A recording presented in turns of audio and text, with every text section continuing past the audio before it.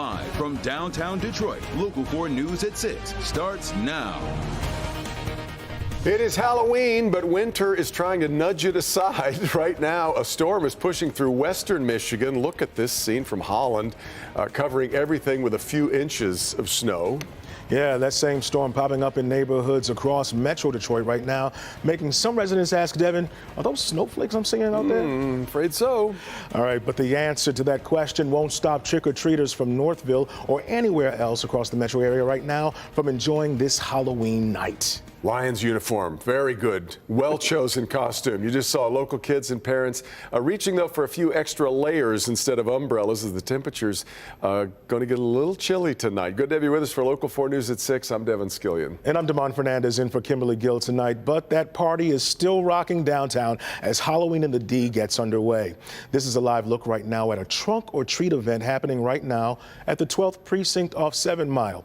30,000 Detroit kids and families are expected to stop at one of the many DPD police posts participating this year. So cool. And this bone-chilling air not slowing down trick-or-treaters in Northville either, and that's where Kim Adams is tonight. We've been watching kids bundled up, but so far it doesn't seem to be slowing them down at all, Kim. They don't care one bit. There you go. That is the sign that trick-or-treating has officially begun here in Northville. The streets are shut off, so it's a nice, safe place for the kids to come out. And I love all these costumes. I'm so excited to be part of this tonight. And yes, it has just started snowing, but I got to tell you, people are in a lot better mood when it's snowing like this than when you get that cold rain where you really just can't get out. So no one seems to mind here. It's cold, but it's definitely tolerable. We do need to talk about northern Oakland County right now, though, because the National Weather Service did issue a special weather statement. Originally, it was just north of I-69, but now it's come down a little bit farther. So if you're in Ortonville, parts of northern Oakland County, just be aware that there could be times when there's reduced visibility down to even a half a mile at times in some of these snow squalls. So even though most of Metro Detroit is just seeing light to moderate snow, there are some areas getting a little burst of heavier snow that we're going to keep tracking here over the next several hours. Best thing to do is to make sure you have that Forewarn weather app handy, because it will tell you exactly what's going on in your neighborhood. Over the next several hours, though, it's going to be so cold. Temperatures are in the 30s. Wind chills will be in the low 30s. And we do have a few scattered snow showers here over the next several hours. But those snow showers will come to an end overnight. I'm going to be back in just a little bit with a look at the complete forecast. But right now, they are lined up, getting ready for some candy. You know what's funny is, Damon and Devin, the house that they're going up to right now is where I stole that candy from. So they're short at least 2 York peppermint patties, an M&M, and a Reese's. So I thought, I bet you they're watching me. They're watching me on the news right now, watching me steal out of their candy thing. They are. They said it was okay. And now you have that on our conscience as well. You know. Yeah. All right, Kim. We'll get back to you. I hope it's worth it. I hope so, too. We'll get back to you in just a little bit.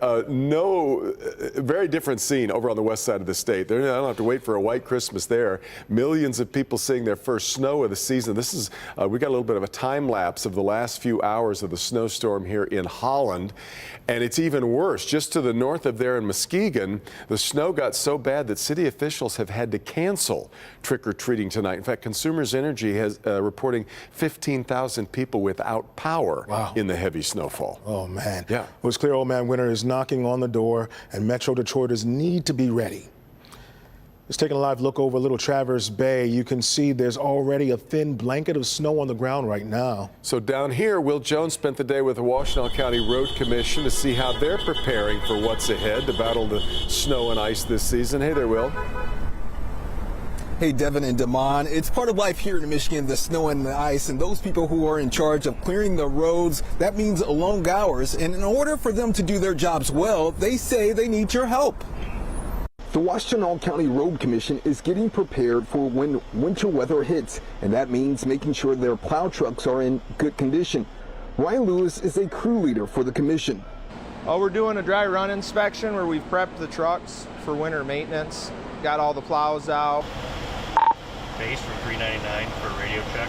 Drivers are also getting familiar with their routes. We really get everybody an opportunity to kind of become aware of their equipment for the year, make any last-minute repairs, actually drive their routes. Depending on the storm, plow truck drivers can work long hours, even on holidays. And if you don't have to be on the roads, just stay home, because we can get through our routes a lot faster with lighter traffic. But if you have to be out on the roads, here's some advice. You know, I think the public gets a little confused. You know, our trucks are big and cumbersome, and they're actually not good on snow and ice. You know, they're really big. They slip just like a car does. Leave us room to work. Don't crowd us, because there's a lot going on in those trucks with the wings, and it's very hard to see when you get close to the trucks. This is also a good time for drivers to make sure your car is ready for the winter, like checking your tire and other maintenance issues you can take care of so you're prepared when it snows. And also it's important to make sure you have the necessary supplies like an ice scraper to scrape your window or sand in case your car gets stuck in the snow and a warm blanket. We are live tonight. Will Jones, Local 4. All right, Will, thank you. We have spent the last 24 hours pouring through that independent report on the Oxford school shooting. Tonight, Paula Tutman breaking down the holes in the processes and procedures that by Guidepost assessment are why the shooting wasn't ultimately prevented. The report is a 572-page scathing rebuke, larger than most novels, and it really sums up in the first chapter, page 6, when it basically indicates, according to these independent investigators, that this shooting could have been avoided. Craig Schilling's 17-year-old son, Justin, died that day. Boating season will be starting soon. Hunting season.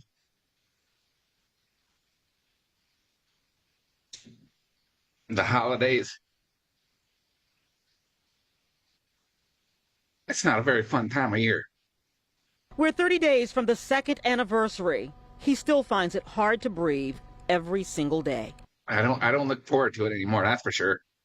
The report laid out 5 specific ways then Superintendent Tim Throne and his leadership failed the process by not having reasonable, followable, or even adequately shared processes in place to begin with, including failing to properly communicate the district's threat assessment policy, or to even make sure one was being followed as a standard operating procedure, failing to share or adequately train staffers on a threat assessment plan.